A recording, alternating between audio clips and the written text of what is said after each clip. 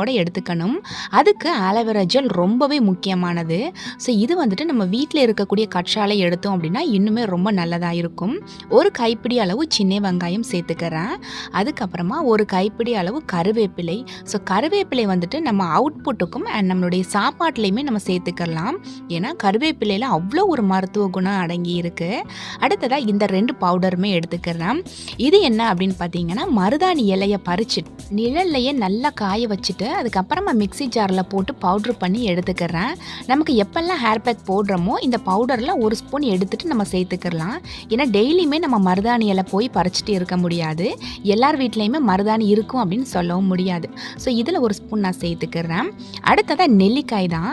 நெல்லிக்காயுமே நம்ம டெய்லியுமே வாங்க முடியாது. அப்படியே வாங்கி ஃப்ரிட்ஜில் ஸ்டோர் பண்ணி வச்சோம் அப்படின்னா 1 வீக் மேலே அது இருக்காது, ஃபுல்லாமல் கெட்டு போயிடும்.